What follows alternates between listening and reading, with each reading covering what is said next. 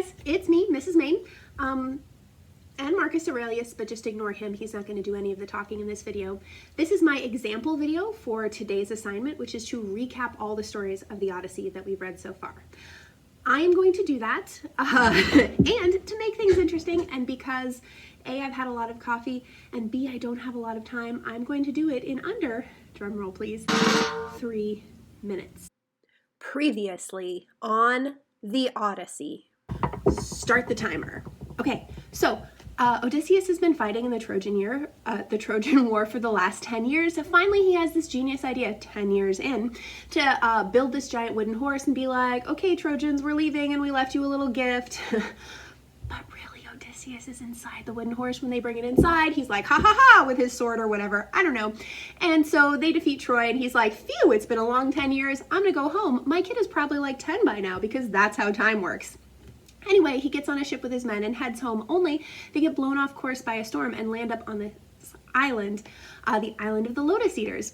Odysseus sends some men to investigate the island and they don't come back. Like, I'm not a sea captain or whatever, but that's a bad sign, I feel. Anyway, so he goes to investigate and it turns out the island of the Lotus Eaters is full of people who eat the lotus, and when you eat the lotus, then you forget where you are and you don't want to go home anymore. So his men forgot where they were and didn't want to go home, and he had to throw them over his shoulder and like drag them back to the ship, kicking and screaming like a mom in Target. Dragging her kid? Maybe just a mom in Target, I gotta be honest with you. Where was I? Oh, so then they sail some more and they land on the island of the Cyclops, and he's like, hey Cyclops, you owe me hospitality.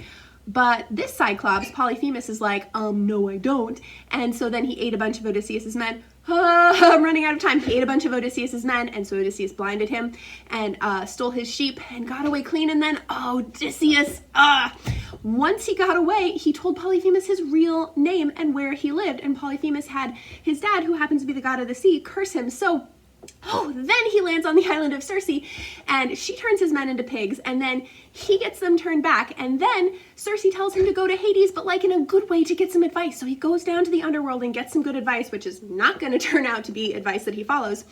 And then Circe gives him some more advice because she's kind of a genius here. Anyway, she tells him how to get past the sirens and to look out for the sea monster and for this whirlpool. And so after all of that, he and his men, the ones that are left, land on this island. He's been warned repeatedly, don't kill the cattle on this island. They belong to the sun god. Oh, I'm almost out of time. So he's like, okay, men, don't kill these cattle. And then they're like, cool. And then as soon as he falls asleep, they kill the cattle and have like a big barbecue. And he's like, oh my God, what are you doing? Please stop. So they get the heckity heck out of there. Sorry for the strong language. But then the sun god asks Zeus to like crash their ship, and he does. So all of his men die and his ship is lost. And Odysseus washes up on the island of Calypso. Not a lot of time left. This is a bad idea. She's in love with him. He's not in love with her. Zeus is like, okay, it's time for Odysseus to go home. So he sends his messenger Hermes, and Hermes is like, okay, Calypso, you gotta let him go. And she's like, boo hoo hoo hoo hoo. And then Odysseus builds a raft and he heads for home, and I did it! Ah! Oh, that's where we left it.